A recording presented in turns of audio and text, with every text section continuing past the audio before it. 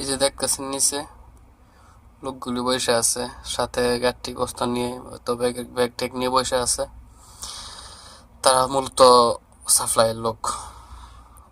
আমি ভিডিও করতেছি মক্কা থেকে, আমি আছি বিল্ডিং এর উপরে, অফিস থেকে ভিডিও করতেছি। তারা প্রায় সকাল থেকে এখানে বসে আছে। রিয়াদ থেকে আসছে, কেউ জিদ্দা থেকে আসছে, কেউ মদিনাতে, বিভিন্ন জায়গা থেকে আসছে। মূলত সাপ্লাই লোক তারা, তাদেরকে এখানে পাঠাইছে এই মক্কাতে, মক্কা, মিনা, আরাফায়, হ্যাঁ, কাজের জন্য, হোটেলে কাজের জন্য।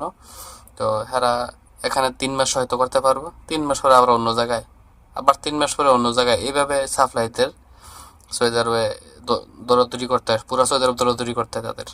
এই যে দেখেন এখানে ব্যাগ গাড়তে সবাই সবকিছু নিয়ে আসছে, বিভিন্ন জায়গা থেকে আসছে।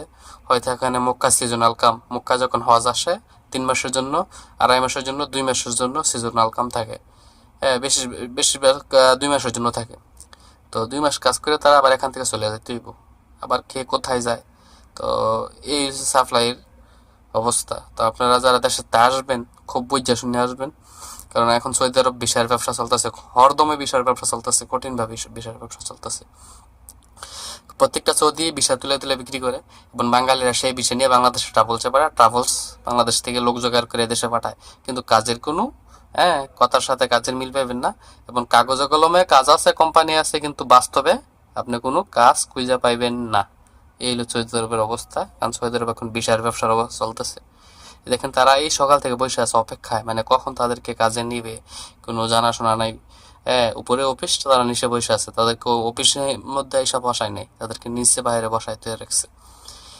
তো দালাল দেখে সবাই সাবধান থাকবেন, কারণ দালাল মাকলুকাত খুব একটা ভয়ঙ্কর জিনিস।